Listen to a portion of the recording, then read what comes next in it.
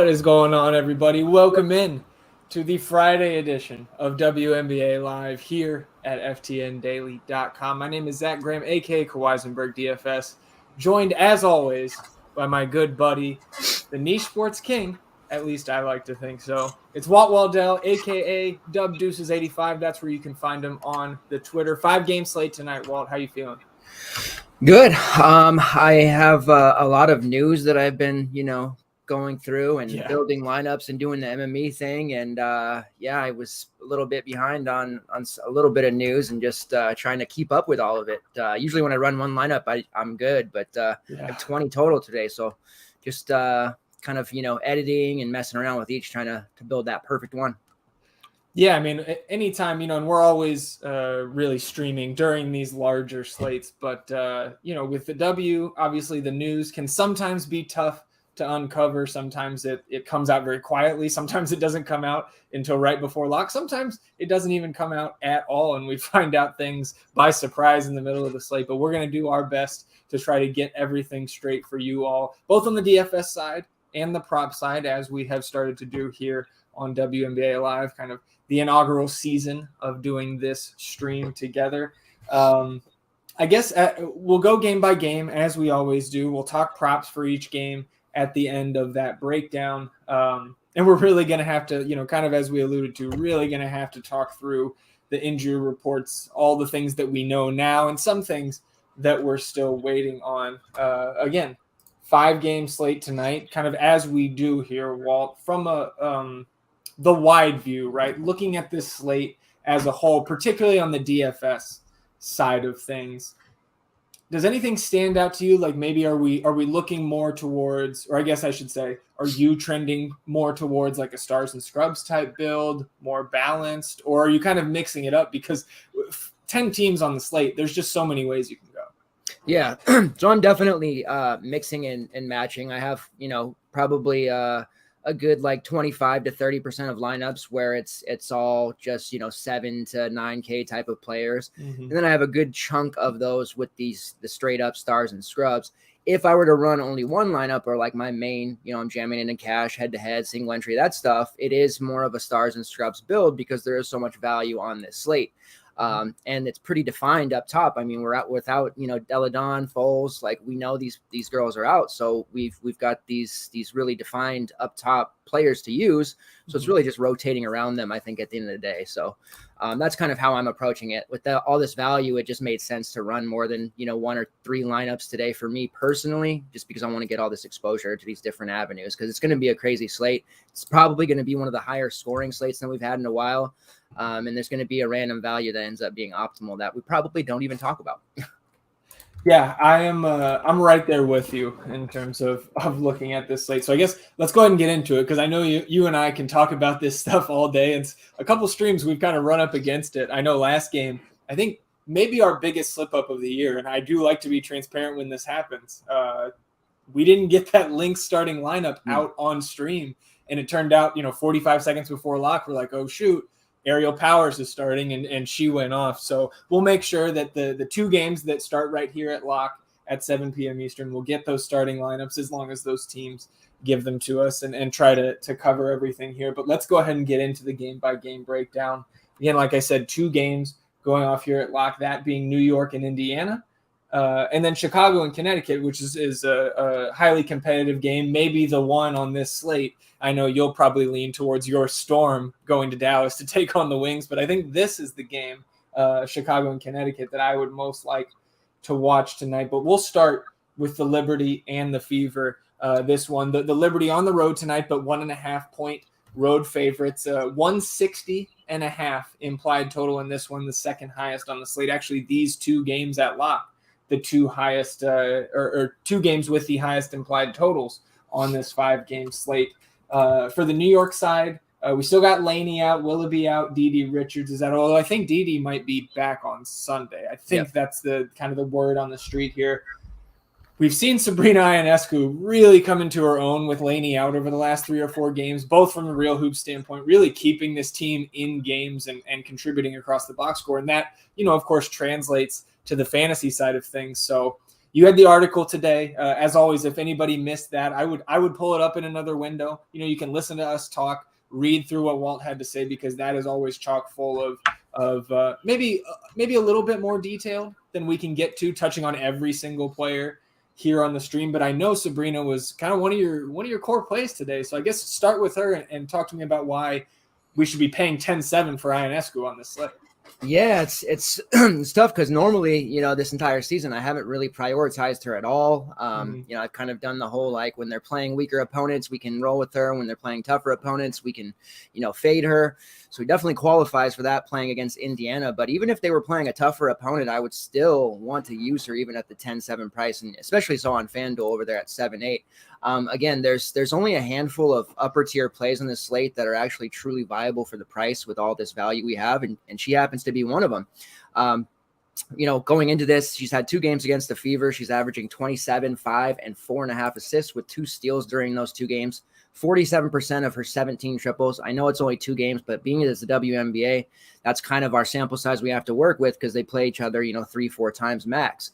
So she likes this matchup. Again, Laney's still out. Didi's still out for at least another game. They are getting back Marine Johannes, who she's available with the team. She was a stud on the French Olympic team last summer, and she played with them, back in 2019. She's been out of the league for a couple of years because her French team didn't let her come over and play. But a really exciting young player that I'm really quite excited about. She's not in the DK player pool. They did put her on FanDuel, but they priced her up. But that's somebody, if she plays, she's only going to help Ionescu because it's going to take some of that defensive pressure off. Ionescu can run off ball a little bit with Johannes running the point at times, and it's kind of just another shooter. She's a 40% 3-point shooter over in France that is going to help Sabrina out. So I like her in this matchup for a 25, 8, and 9 type of stat line, possibly a double-double, flirt with that triple-double. So she is one of the ones besides my old reliable Alyssa Thomas, who I'm of course going to talk about here in a minute, that I feel really confident in and have my most exposure to, surprisingly. So it could backfire. I'm definitely scared about it. I did harp on that in the article about how it's worrisome, but I don't think she'll let us down in this spot. She's playing really well, and I'm anxious to see her on the floor with Johannes. Yeah, I love it. And I think we'll be getting maybe some Sun Stacks messages in the chat from you later, and we'll talk about it in the next game. But it's good to see. I think this is my old buddy Seth. So it's good to see Seth in the comments there. He was asking, Crystal Dangerfield back on her second hardship contract here with the Liberty. She's been starting, and I think both of us would expect her to continue to start. Do you think Dangerfield's somebody, or I guess I should say, since you've already built a number of lineups, are you mixing her into your builds, or is Johannes being there kind of taking you off Dangerfield as a value? Definitely a little bit worrisome. I have only 5% of her right now in 20 lineups. So, one lineups. I definitely still want to have exposure. She's going to be getting those minutes, still kind of initiating that offense, and which is allowing Sabrina to play the 2 spot, which is she's much more valuable in anyways. That's where she played in Oregon. So I still okay with her. The 5.9 price tag isn't as appealing now that it's gone up.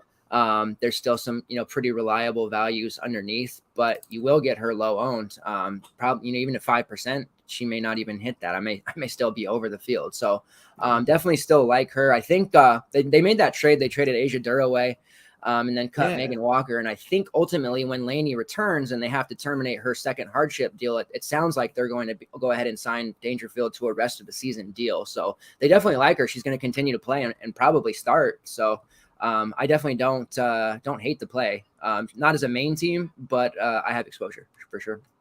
Yeah, I think I'm with you there. I'm just like the price tag, which is nearly $6K at this point. We'll talk about some other values, both at the guard and forward positions on DraftKings specifically, that I think both of us are a little bit higher on this slate. Let's flip to the home team here now. Kelsey Mitchell, obviously up top. The rest of this team priced pretty economically. You've got kind of the forward roulette there with the young girls, Egbo and Nalissa Smith and Emily Ingsler coming off the bench. And Victoria Vivians has been getting a lot more time this season, but her price, I think, is getting to that appropriate range at 7.6. Is there anybody on this team that you're mixing in? I guess especially I would want to focus on the forwards here and your thoughts on those 3 rookies, because New York gives it up in the paint. Yeah. Both of these teams, even though they have a lot of length, especially Indiana. They get beat on the glass all the time. So like Hanju should do well. But this is the spot to target against New York is in the front court. So somebody like Queen Egbo should have a lot of rebounds and blocks. I could imagine Ankler will get, quite a few easy buckets down low. I don't have much of any exposure to them though, because they're priced pretty fair. Egbo, I like her more in like the low 7K range. Nalissa's a little bit cheap. If this would have been like one of those 2-game slates, I think I probably would have prioritized her. But being that it's a larger slate like this, she's just kind of falling by the wayside for me to the point where the only exposure I have to this team with 20 lineups is Bria Hartley. And I just have Hartley thrown out there as kind of a cheap value that, I'm probably going to look for 12 to 15 minutes and hope at 4-4 she can get me somewhere around 12 to 13 fantasy points. And she's going to chuck threes and hopefully they're falling. But as far as like the matchup DVP stuff, it's definitely forwards versus New York. But I'm just not I'm not really priced in on any of these ladies today, unfortunately.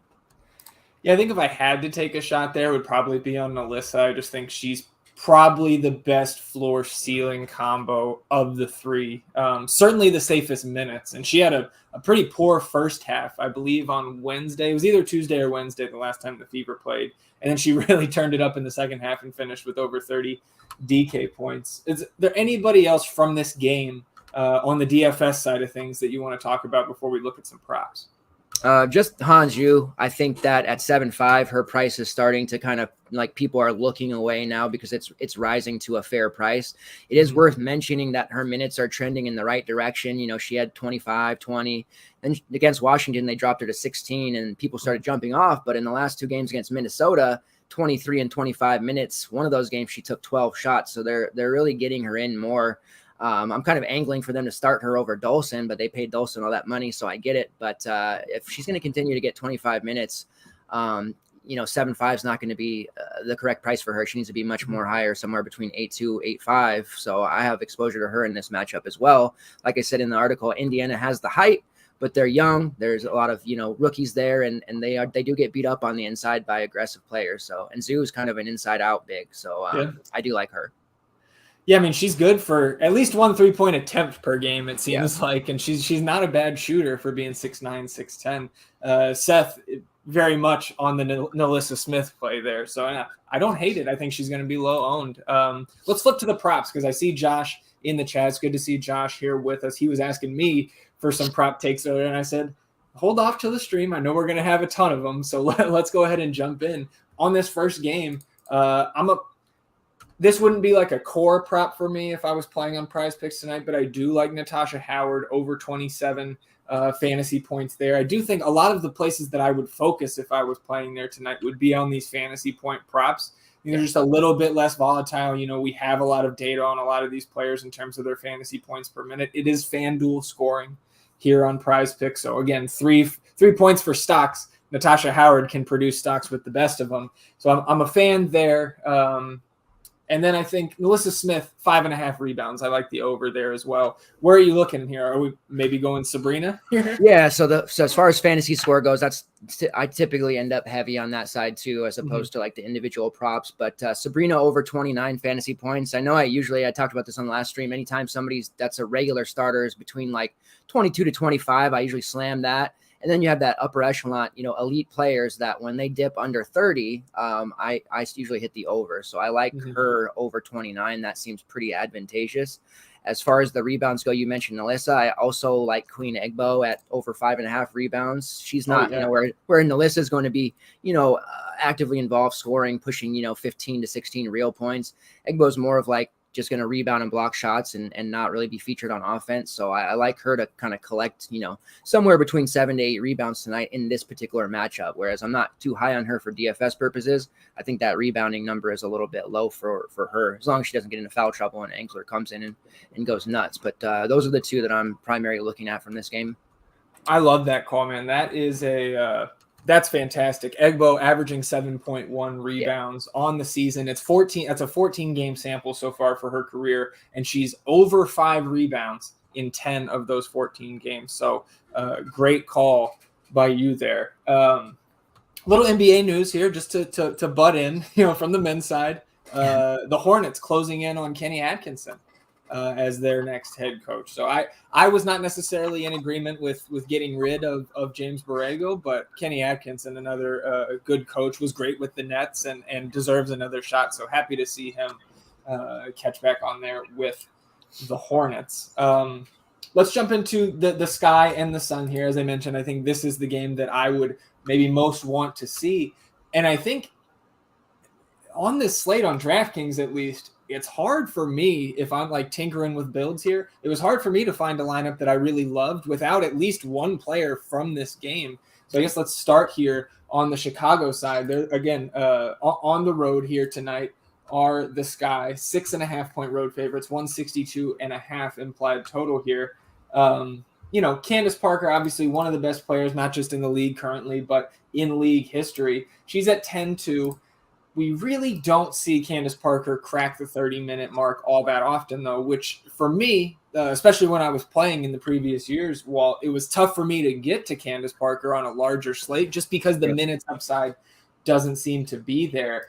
Courtney Vandersloot, on the other hand, who's typically in that same salary range as her teammate Candace Parker, 8-8 on DraftKings tonight, I think could go a little bit overlooked. It's a tough matchup always at nearly every position against Connecticut, but she found some success, over 40 DK points in 2 of the last 3 meetings between these two teams last season. So I know we're going to talk about one of your favorite values at guard on this team, but I think Vandersloot is a nice GPP play on DraftKings.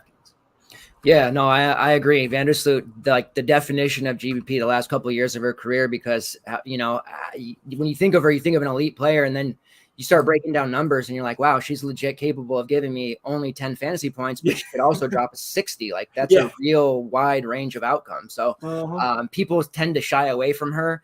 She has ruined many good lineups for me at the end, but she's also carried me quite a bit. She just has such an elite like passer and assist, rate that she has. She turns it over a lot, and that really harms her fantasy score. But yeah, in this matchup, she's going to be going up against, like Natisha Heidemann, which I think she'll have an advantage there. If Carrington has to come out and guard her, without Jasmine Thomas around, there's definitely a potential advantage there for Vandersloot. So I definitely like that call. And I'm in agreement with you on Parker. I always am under the field on her. I have a little bit.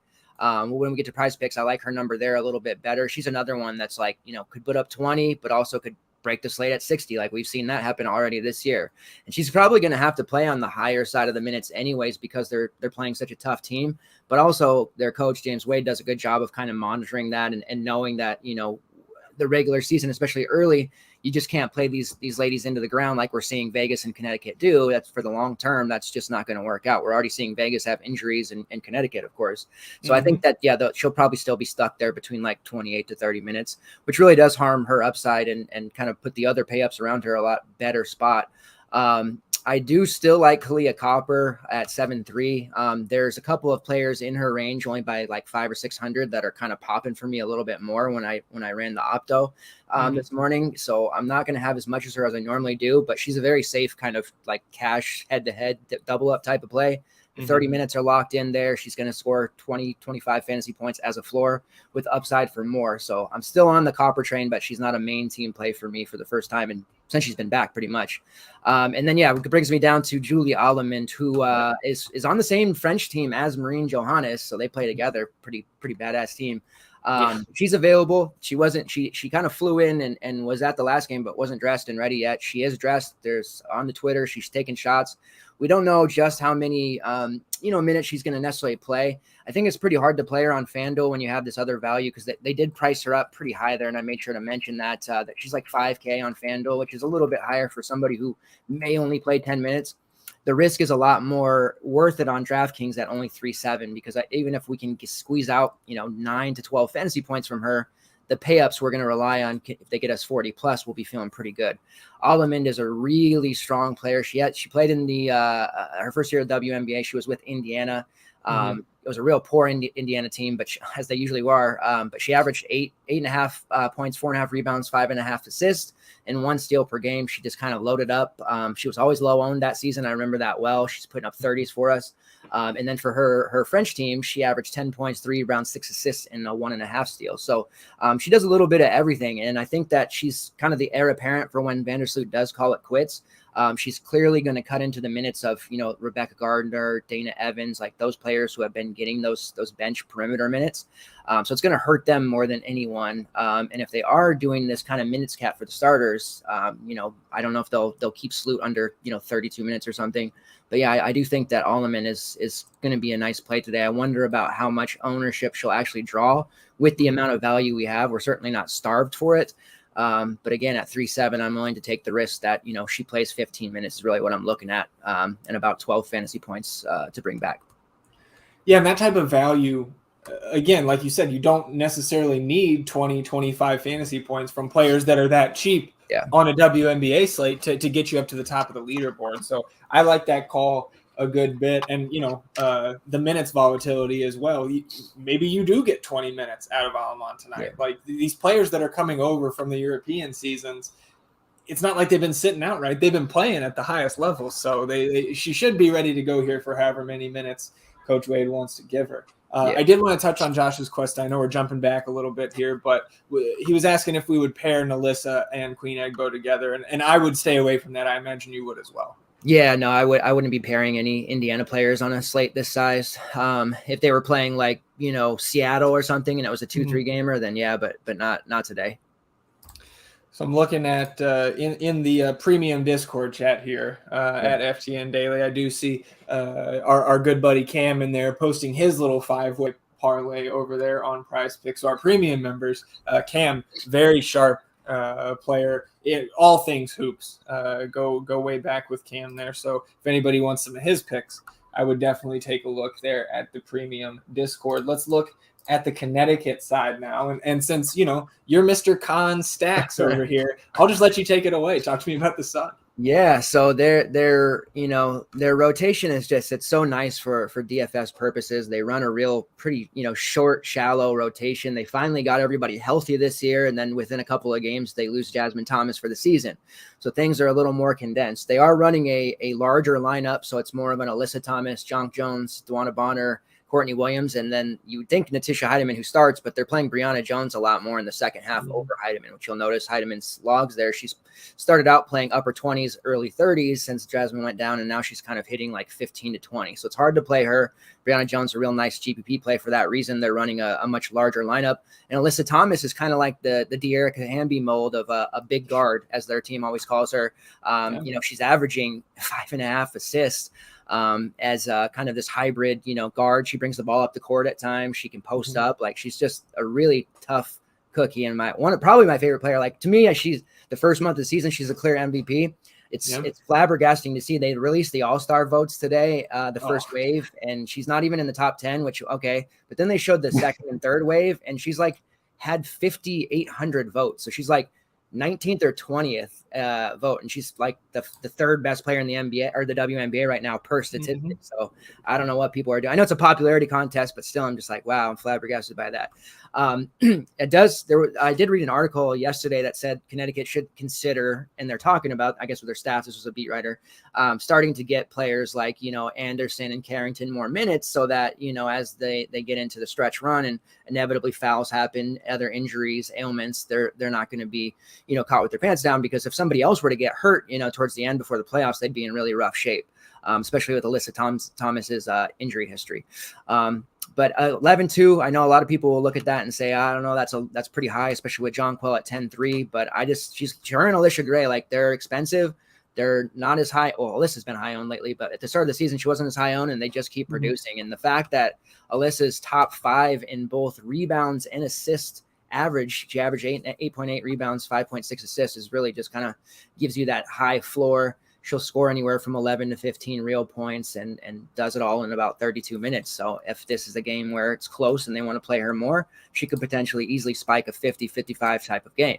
For Jonquil Jones, we were rolling with her quite a bit. She kind of fell off and was finding her way with the, this crowded team and this emergence of a healthy Alyssa Thomas, but she has returned to her MVP form too. She was priced at like 9.3, 9.4 and was a pretty big slam. We got a 50 out of her against Seattle, a 36 against Vegas, some really nice scores. So her price has come back up.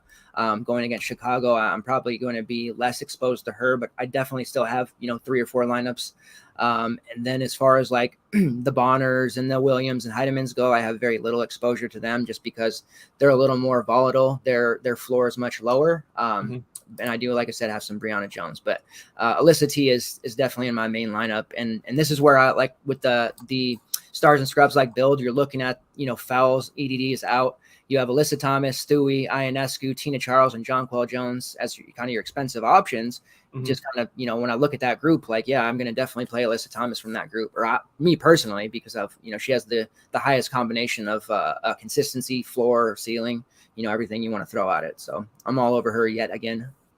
Yeah, I love it. I think the only thing I would emphasize is it's tough to get there, but if I'm running multiple lineups, Courtney Williams in that 7K range at guard, I think is an interesting kind of pivot off maybe, we'll talk about Ari McDonald, who's a little bit cheaper, and those Mystics guards who are going to pick up some usage with EDD out. I think, yeah, outside of that, we're pretty much in lockstep on the Sun here. Let's look at the props. And before we get into the lobby, Josh was clarifying. He meant pairing those two Fever forwards together on props. And I'm fine with that because I like both of those numbers. Yeah. Does it let you do that? It's not because on college, it wouldn't let you like combine teammates, but maybe it does. Really? I haven't tried to do it on WNBA, so I'll have to check. I guess maybe Josh, if you have a parlay there that you want to put together, I would assume they make you put somebody from another team with them. Yeah, I think so. Yeah, but I've never heard of not being able to just combine the teammates if you have somebody else. So maybe Josh can report back to us after he tries to enter that. Going back to the prop lobby here, though, and I'm going back to what I feel like is right now one of the most reliable props in this WNBA Prize Picks lobby, and it's over 7.5 points for Allie Quigley. She's like 12.5 or 13 on her career. This season, she's way down in terms of her scoring, but she's still over that 7.5 point prop there. She's 8.2 points on the season, but this is a player, and I know I gave this spiel, I think 2 or 3 weeks ago, but she's a 45% shooter from the field in her career, a 40% three-point shooter, and averages 9 attempts per game in her career. She's at 8 this season. This season, she's shooting 32 and 25 respectively from the floor and from 3. You have to think that comes up. And if she shoots anywhere near her career averages, 7.5 is a breeze. So that's my favorite from this game. And then Candace Parker, 27.5 fantasy points. Vandersloot, 24 fantasy points. A little bit of meat on the bone there with those two. Yeah, 100%. The Candace Parker over 27.5 was the very first one that stuck out to me. Another player that I'm not that interested in for DFS purposes just because of her price and expected minutes. But yeah, on the prize pick side, I'm all over that.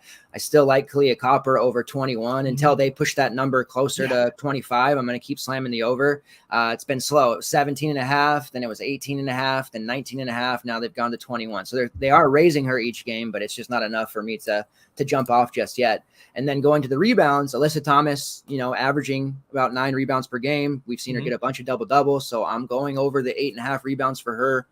That's been a pretty profitable one. And then Jonquel Jones over 7.5 rebounds, where that one's getting a little bit closer, right around maybe 9, but I still like the over for that one, especially in this particular game where it's going to be a battle down low. I think there's going to be a lot of missed shots, so a lot of opportunities for big rebounding totals in this game.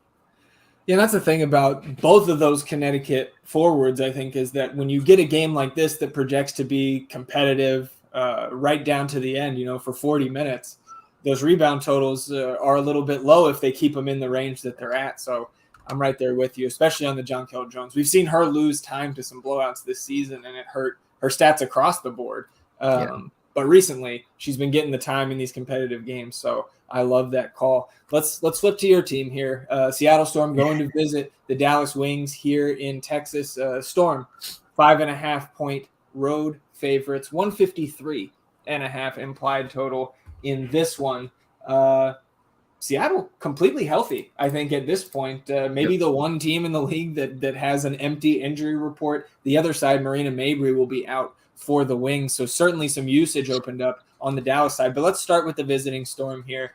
Stewie, of course, well worth her slate high price tag over there on DK at 11.4. You should have no issue fitting her in if that's where you want to go, but Izzy's been making it tough to get to Stewie unless you want to pair both of them, because Magbegor is a fantasy monster right now. So talking about the front court and then the rest of the Storm. Yeah. So with the Storm, I mean, like I said, with the value, you can definitely fit 2, maybe even 3 of the, Ionescu, Stewie, Alyssa T, Jonquel Jones group. Like, I'm pretty confident you can fit 3 of them.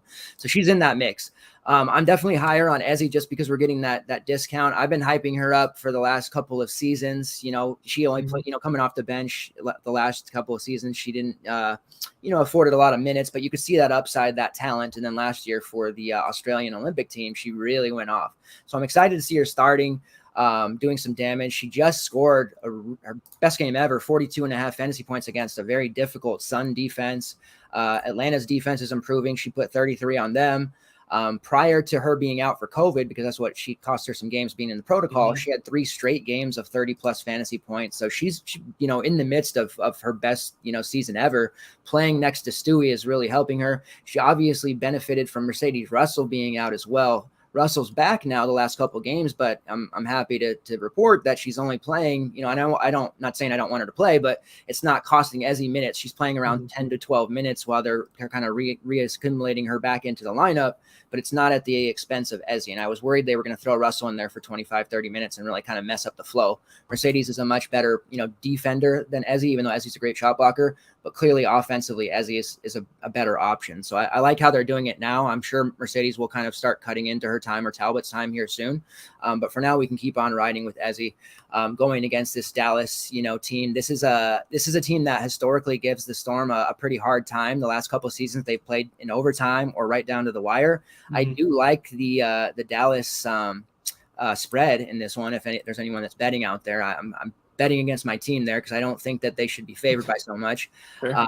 But I'm a really big fan of Izzy, always have been. And I think that against this Dallas front court, which is improving as well, Satu Sabali's there. She's getting a bunch of rebounds. She's doing her thing. But defensively, they're still giving up a lot of offensive second opportunities. So I could see Izzy having a double-double here. And I feel pretty good about her. And then anyone else on there, Jewel Lloyd, she started popping a little bit, and I put in my loan projections just to see what they look like, and not that I'm some big projection guy or anything, but she was popping up in like 5 or 6 of my lineup. So I did adjust her down a little bit, but it's worth noting that the computer, if you will, thinks that she's going to have a good game. So at 9.8, I think that's a price that people are going to look at and probably, kind of shiver a bit and maybe back off. So you'll get her at sub 10% ownership. And just as she showed last game, even with Sue Bird, Stewie, Izzy all healthy, she dropped 41 fantasy points against Atlanta in 30 minutes. She's typically somebody I want to back off when they're healthy, but obviously she's, they tagged her for a reason. Franchise tagged her for a reason, and she showed why last game. Yeah, I absolutely think that's a fantastic Jeep. If she gets to 10%, I think I'd be surprised. I think 5% or less on a 9.8 Jewel Lloyd on this slate sounds about right. It's just wild that we're playing easy at 9.7 with Stewie healthy, with Mercedes healthy, and it's just until they show otherwise, like you can kind of lock in easy for 30 minutes. It seems like, and she's absolutely at this point deserving of that time. You talked about Satu on the other side, still 7.7. She's still, I think, about $800 too cheap for where, like, I just don't even have to think about it. Especially, like, the only worry for me against this team is foul trouble, and that's anytime with Satu. But with Mabry out here, I guess let's talk about starting lineup first. Do you think that they're going to slide Izzy Harrison in there, or is it maybe like Tyasha Harris that gets some extra time? I think she's an interesting value regardless. And then you've got your girl, Alicia Gray, and of course, Arike Agumbawale up top. So I think there's a lot of different ways you can go, and they're probably, outside of Satu, all going to be fairly low on. Yeah, and I think they may go with kind of the bigger lineup here initially. It's tough to say with Vicky Johnson. She runs some weird lineups. Ty Harris is a really nice player, like just a good basketball player. People will look at her stats and be like, well, she's not that good, but she's a really good shooter when she gets time, and she's a really gifted defender as well. She just doesn't get a consistent playing time, and you can see she's kind of a mental player. It kind of ruins her confidence when they pull her out. If she were to start at 4-3, I think that's a real nice low-owned value. But yeah, they'll probably go with a bigger lineup just to kind of, go up against that Izzy Stewie front court, and with Mercedes Russell looming there too, kind of throw out the Sabali, Thornton, Harrison group perhaps. I'm definitely with you. Satu Sabali is, until she gets above 8K, there's not even a reason to think about fading her on these bigger slates. The smaller one, she was getting high owned because she was so cheap, 6'2" or whatever. On these bigger slates, though, the last couple, and we had that one on Sunday against Vegas at 7-2, she was very low owned, below 20%. And that was obviously a 6-gamer. It was a huge one. But still, I thought that, at that price point where she's a 9K player easily, she should have been higher. So I think she'll be lower owned. The Storm are actually last. Izzy's been out, Mercedes been out. They're back now, but they still rank last in opponent rebounding. So they're giving up the most rebounds to their opponents on both sides, offensive and defensive. We did see Satsu in their last time playing Seattle have 11 rebounds. She had a nice game, 11 points, 11 rebounds, 6 assists. I'm not going to count on the assists, but I do think another, like 12 and 10 type of double-double will be just fine here. The only thing that could stop her would be foul trouble. Her first couple games in, she'd pick up 2-3 fouls in the first half, and we're kicking ourselves. But her fantasy point per minute number is extremely high. So if we can get 28 minutes as a minimum from her, she'll squish value, and then we have an opportunity for more, especially if this goes down to the wire, as I suspect. And then Alicia Gray, she'll be low owned. Had her at 1.8% last time. I think it was against the same Seattle team, because I don't know how much I had against Vegas, but she's good. The price is really high, so I definitely have backed off my exposure. I still have probably more than the normal person would. But playing mid 30s minutes, averaging right around 30-35 fantasy points during this last 3, maybe 2.5, 3 week stretch. She's playing extremely well, and it's against opponents like Vegas, like Seattle, like Connecticut, LA, who all have really solid defenses. So the nice thing about Alicia is she doesn't need to score to make value. But now that Marina Mabry's out, that's a ton of shots to go around. We know RK is going to get her amount of shots, but Alicia, I would be surprised if she didn't take somewhere between 12 and 13 shots herself tonight. Yeah, I can say, just sitting on the other side here, this is not just the DubDeuces like brand play here on this slate. Like Alicia Gray, over 30 DK points in 7 of her 11 appearances so far this season. And one of the ones she didn't, she was at like 26.5. So certainly not killing you there. And the upside to be optimal, certainly present there for Alicia Gray. Anybody else that you want to talk about on the DFS side of things before we get into props? Yeah, just that if we think that, people think as we do, and they're going to go with Satu, kind of pivoting some lineups to Kayla Thornton or Izzy Harrison, depending on how that starting lineup does break out. Just because, like I said, Seattle is giving up a huge number of rebounds to their opponents. Izzy is averaging 6 rebounds. Kayla Thornton's averaging almost 8. They're both Izzy's a better scorer. Kayla's more of kind of like, she'll give you a 3 every once in a while, but she's going to be all over the glass. You see against Vegas, she had 15 rebounds last time out. Like, she's a very physical player. So I think either one of them in that low 7K range are intriguing, GBP plays that are capable of mid-30 scores. Yeah, I like it. Let's clean up some things in the chat here. First of all, we've got 3 of the 4 starting lineups for the games that lock in about 20 minutes. No surprises here. Fever going with their typical starting 5. Robinson, Mitchell, Vivians, Nalissa Smith, Queen, Egbo in the middle. Same starting 5 here for the Sun, with Jasmine Thomas out and Natisha Heidemann taking over her spot alongside Courtney Williams, Jonk Jones, Alyssa Thomas, and DeWanna Bonner. And then the Chicago Sky, again, no surprises. Vandersloot, Allie Quigley, Kalea Copper, Emma Miesemann, and Candace Parker. Still waiting on that New York lineup, and we'll get that posted as soon as it comes through. Josh confirming for us that he was allowed to stack both of those players, of those Fever players in his prop. And then our buddy Shazam was in the premium Discord. He says he's got 9.9K for forward. He said it sounded like both of us liked Izzy over Natasha Howard for that price. And my answer was, if he had Stewie, I would go with Natasha Howard. And because I think you kind of cap your upside pairing to it's not too dissimilar from our theory on the 2 Fever forwards. But I mean, I guess like if you're going to pair 2 front court players from any team, Magbagor and Stewie would be the 2 maybe to do it. Thomas and Jones. I was just about to say that the con stacks would be the one. But, yeah, I agree. I would just run. If you got Stewie out, I would go with Howard just to kind of, spread your exposure out a little bit there. Yeah, especially in the matchup, right? The Fever matchup, not super daunting for any opposing forwards. Yeah, so Shazam, who I think, kind of new to the WNBA street, says, if Stewie equals Breanna Stewart, then no, I do not have her. So yeah, okay. Go with Izzy, my friend. Looking at the prop lobby here, for this one. I mean, I don't know if I'm stealing your thunder here, but both of those front court players, Stewie and Izzy, their fantasy points just a little bit low. 34 for Stewie is egregiously low. She averages over 40 this season. She averaged over 40 last season. So you're getting 6+ points here. Like I'll take Stewie at 34 all day, and then 28 for Izzy. Not bad either. Anybody else from this game stand out? I also like Magbor's rebounds. They're 6.5. Like I'm feeling pretty confident that she's going to get around 8 at a minimum. And then at Sabali and Kalia Copper, they're in that 22 to 25 range that I harp about. Sabali's they set her at 24 fantasy points, so I'm slamming the over on that until it gets to 27, 28. And even then I'll still probably hit the over. And then also her rebounds over 6.5. Like I said, she just had 11 against these guys last week. So this Seattle team likes to give up. They don't like it, but they give up a lot of rebounds. And I think we could see her, have another, like I said, 12-10 type of double with upside for more. So those are the 3 others that I'm slamming. I'm with you there. 2 games to go, 18 minutes to do it. This may be the most interesting game to talk about from a standpoint of what the hell do we think is going to happen. Some big pieces missing from this game. Mystics visiting the Lynx up there in Minnesota. The Mystics, though, on the road without Elena Deladon, 7.5 point favorites, 157.5 implied total in this one.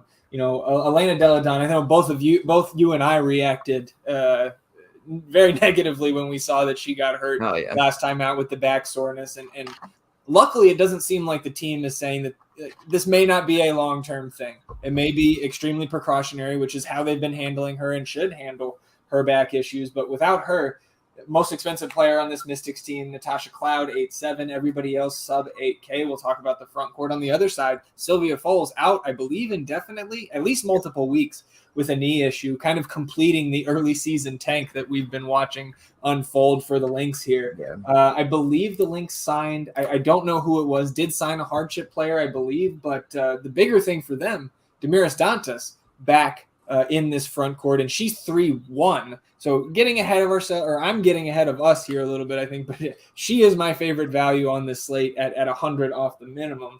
But I guess let's jump back to the Mystics here, because we've got kind of a jumble of forward options here. Obviously, Shakira Austin, the rookie, I believe 3rd overall pick this past spring. Your girl Liz Williams, and then MHA, Maisha Hines-Allen, 6'4", with no EDD. It's wild that we're not just windmill slamming her in, but how are you parsing through this Mystics front court? Yeah, it's been tough. At the start of the season when Deladon would take her scheduled rest, Liz Willie wasn't there yet, and we could just jam in Shakira Austin and she would go off. But now they have their full allotment, and this was real quick, Deladon's, this was a scheduled rest day for her, so she would have been out today anyways. But yeah, definitely worth monitoring, because that back issue is going to scare me the next time she plays, and I don't like playing that way. But I'm kind of putting her to the side for now. As far as everyone else, it's tough. The games without Deladon, MHA's minutes, they're like, the one game they'll be at 10, then next they're at 22. Like, she had a really nice first game against Chicago, and they actually played her a lot, 22 minutes. She took 15 shots, and it was like, oh wow, is MHA back? And then last game, she no foul trouble, nothing. She played 12 minutes, but she did take 10 shots in that time. So when she's out there, she's getting rebounds, she's doing a lot. An intriguing 6'4" GBP, no one's going to have her. So if this Minnesota front court's a lot less daunting without fouls down there, we could see her rebounding numbers spike. Same thing with Elizabeth Williams, who's a very gifted shot blocker, rebounder, just overall good, energetic, high upside type of player. Not necessarily in the box score, but she does a little bit of everything else. And then as far as Tiana Hawkins, who I really like on Fanduel as a super punt, not so much at 5.9 on DraftKings. Her minutes have been hovering right around that 15 to 20 mark. So on Fanduel, I think she's fine, because she's pushing right around a 15 to 18 fantasy point average during that span of 3 games. And then Shakira Austin at 7.2, which is cheap for her. But like you said, it's a real jumbled mess. And I don't think anyone can sit here and say, this is definitely the game where you want to play Elizabeth Williams, because she could very easily play 20 or she could play 8. Same thing with Hawkins, MHA. So it's really just made them into GPP options only. Same thing with Alicia Clark. Like Clark had her, I was complaining last game because, I had Della Don, she got hurt, and then Clark had her kind of breakout game. She played the most minutes of the season. She has 27, and she had 18, 3 and 2 for almost 27 fantasy points. So I was a little upset I missed it, but at the same time, I wouldn't have been able to call that because I couldn't predict an injury.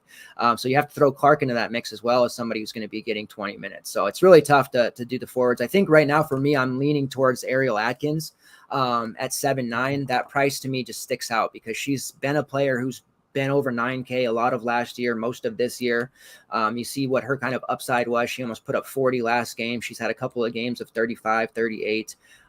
This matchup against Minnesota, there's a lot of unfortunately turnover upside negatively for her because Minnesota has a lot of good on-ball defenders.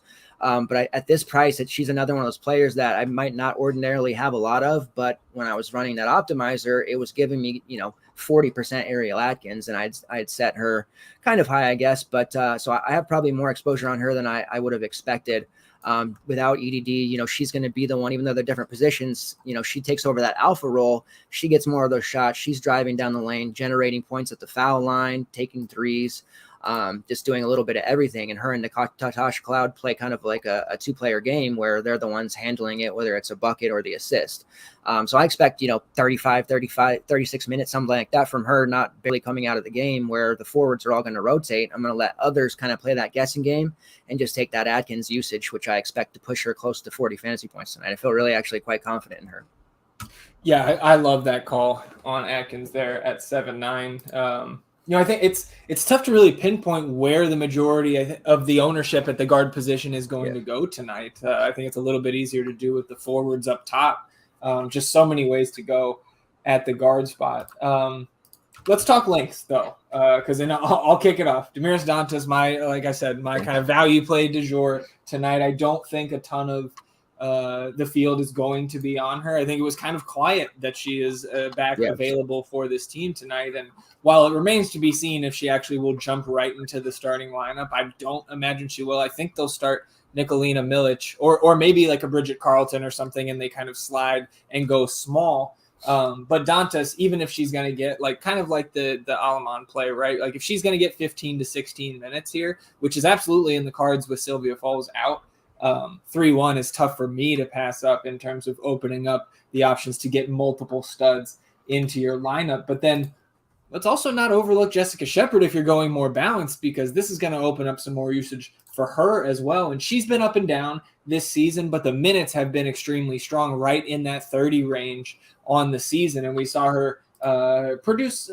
okay last game, but again, no Foles tonight, so more opportunities for rebounds, certainly a couple more shots available for her, although I think the majority of the shot usage is going to go more to the guards and to aerial powers, if you want to call her a guard or a wing or what have you. But Jessica Shepard also somebody that can really dish the ball for her position, so we'll get to her in the props in a few minutes. But I do think if I'm running, I don't know what the max and the content, the big GPP, big in quotation marks, right? Big GPP was tonight, but I'd probably have a share, maybe two of Jess Shepard in there, just at what I think is low ownership with some elevated opportunity here. But I guess talk to me, how do you see this front court without Foles? And maybe is it a Kayla McBride night or back to Aerial Powers, who's been hot?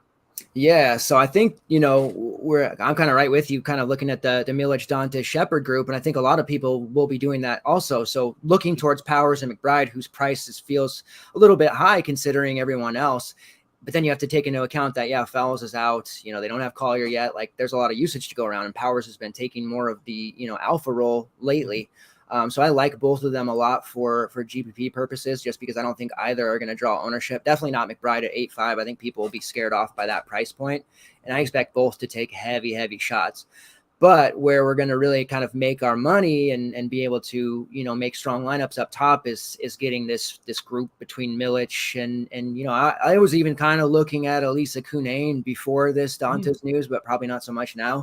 And then Shepard. Shepard started the year off on fire. She was actually really good in college, and before she kind of spent the last couple of seasons hurt, she started off her career really hot. And then I was certainly not expecting her to drop 38, 40, 41 for DFS purposes, but that's the type of production that this team expected from her. So they say, just from her past. So I think we'll see her go back up to like a 34, 35 minute, game here against Washington. And be able to put up some of those stats we saw earlier, like a 15 point, 11 rebound type of game. So I definitely have, a fair chunk of her. And then I did have, 4 to 5 lineups of Nikolina Milic. We've seen, it seems like we're not the jinx of her. I don't want to say that, but we've gone on air after she had like her really strong game and then they just didn't play her. So it's not that we were wrong. It's just that she didn't get the minutes. Like coming off that Atlanta game, we're like, oh, she played 28 minutes. Like, okay, that was a Sunday stream. And then she played 8 against New York and just didn't do anything. And then followed it up with 17 fantasy points in 16 minutes. So whenever she is afforded double-digit minutes, and that was something I highlighted in the article, she's put up, 13 plus fantasy points. And then you got these games where she's had 5 minutes, 3 minutes, 8 minutes. Of course, she didn't do much there, but there's games of 12, 22, 28, 13, and 16. And all of those, she scored, 13 plus fantasy points. So the price a little bit higher at 4.9, but still, if she were to see that 22, 23 minute mark, or even like 18, I think I would be okay with it. So I did have a fair amount, 4 or 5. I have split her in half with Dantas. I'll have some other, messing around to do here as we're talking. Because I don't want to miss out on Dantas. Obviously Dantas is a type of player that can put up, 30 in her own right. Type of 11, 5, 3 type of stat line that she's known for. So I certainly want some exposure there. But again, like you said, it's just like Alleman. We're not sure if they're going to throw her right into the fire. Her situation is maybe a little different than Alleman, whereas Alleman's, still conditioned and has been playing. Dantas really hasn't been, so we don't know, what degree of rustiness she'll be. Is she going to re-aggravate that foot? She came back early last year and did just that, so be a little more leery, but that risk is certainly mitigated when you see 3-1. Not to be too scared when you see a price like that. Yeah, no question about it. Let's jump into the props here. Under 10 minutes, so we'll rip through that last game here in a minute. I don't think there is any. Is there? Jessica Shepard overs for me tonight in the prop. Okay, is it there now? All right. Oh, your Wi-Fi dropping? The Minnesota props. When I wrote the article, there was nothing because I think they were waiting to see what was going on. Yeah. So you've got Shepard at 18 for a fantasy score. Love the over there. I believe 6.5 rebounds. Love the over there. Anything else from this game? Maybe on that Washington side. I was looking at. Gosh. Yeah, I like the Shakira, even though I'm, again, another player I'm not really super high on for DFS, but Shakira Austin over 20.5 fantasy points. I think we should see her in the mid-20s typically. And then Atkins still falls in that range of a regular starter that is, in that 22 to 25. So I like her over as well. But that's pretty much it. There's quite a few that I think I could get down with, like Kayla McBride at 24, but it's not one. Unless you're looking for additional plays, it's not like a priority for me. Let's turn to the late night hammer here, 10 p.m. Eastern. Out there in Phoenix, Phoenix hosting the Atlanta Dream. 4.5-point home favorites are the Mercury. 154.5 implied total in this one. On the Atlanta side, Erica Wheeler out for, I guess, I don't know if she's actually been ruled out officially yet. Not yet. But I think we both think she's extremely doubtful here. 7-4 for her if she did play wouldn't be a terrible price, but I think if she plays, that would kind of just take me off the team as a whole. Like maybe some Ryan Howard shares at 9-2 at what is probably going to be some pretty low ownership for Ryan Howard in terms of what we'll see the rest of the season. But assuming Erica Wheeler is out, I'm fine if you want to go to Howard. But Ari McDonald, who played, I believe, 30 of the 36 minutes available at the position after Wheeler got hurt in the first quarter last time out, 6-8 for her is just way too cheap, even in a matchup that's maybe not the best matchup in the league against the backcourt of Diggins and Taurasi, etc. But Phoenix is shorthanded as well. We'll talk about that in a minute. Are you with me on the McDonald train? Yeah, and it's definitely on DraftKings, and then only 5-2 on Fanduel, so I've got her penciled in there as well. I'm a pretty big Ari McDonald fan, dating back to that fun run that she had at Arizona a couple years ago in the Final Four. I'm definitely in on her. Being that it's the island game, a lot of people will be burning their PMR before they get to there because there's all this value and other stuff going on. Some people may not have the time to be sitting there waiting to see what happens with Erica Wheeler. So yeah, it's such a big edge injury news wise to wait and see what happens with that, because you have Ari McDonald there at 6'8". You have Christy Wallace there for 7K, who's already been playing about 28 to 30 minutes as a starter. She's going to see probably a spike to mid 30s. It's just there's a lot of, and even Ryan Howard for like GPP, like she's going to be super low onto that 9-2, and we could see her absorb, more of a facilitator role in this one. But yeah, I'm all over Ari McDonald at 6'8". I have quite a bit, like 5 of 20 lineups at the moment. And I feel like I want more. Yeah. I would not fault you for it. On the other side, though, of course, Brittany Griner's still out, unfortunately. Bring Brittany home. Kia Nurse still out. But then Sophie Cunningham, I think out 4 to 6 weeks here with what I think was an elbow injury, if I recall correctly. Even more shorthanded here for the Mercury. From a DFS perspective, I don't know how much it really does for me. Maybe you have a different outlook on it, but I think it does open up some things in the prop lobby. So I'll let you talk about the Mercury, and then we can move over there. No, I'll be quick because I know we're up against it. I'm not really, SDS is always a good GPP play. She's got high upside. I'm always a fan of Diamond to Shields. The front court is already, kind of shorthanded. So Brianna Turner, but it's just, I'm more on the Atlanta side, definitely. And I don't think I'll have the PMR to mess around with the Mercury. So we can move right on. Yeah. Let's go to the prop lobby, and I do think, I guess let me clean this up. Liberty starting who we thought they would: Dangerfield, Ionescu, Rebecca Allen, Natasha Howard, and Big Mama Steph Dolson in the middle. I do like Ryan Howard. I believe it's 14.5 points in the Prize Picks lobby. Confirming that it is.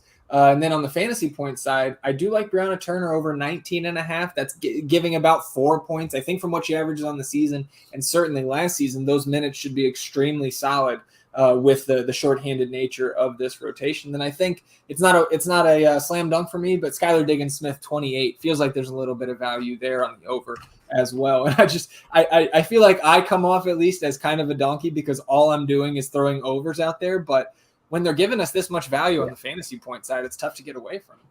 Yeah, no, I find myself in WNBA doing the same thing. Like majority of the ones that I give out to people or play myself for overs, I mess around more with unders in college football, I've noticed. So I'm with you there as well. Because looking at this, I like the Christy Wallace for Atlanta over 16.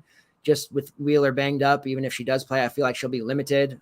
Wallace has been putting up 20 plus. Ari McDonald over 19.5. That one is kind of contingent upon Wheeler, but I still, I'd commit to it. And then there was Nia Coffey.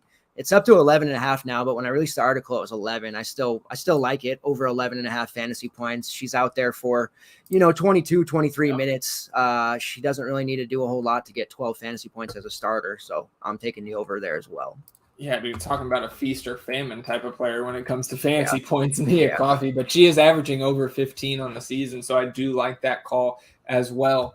I think we're coming down to it here, a little over a minute and a half here until we hit lock.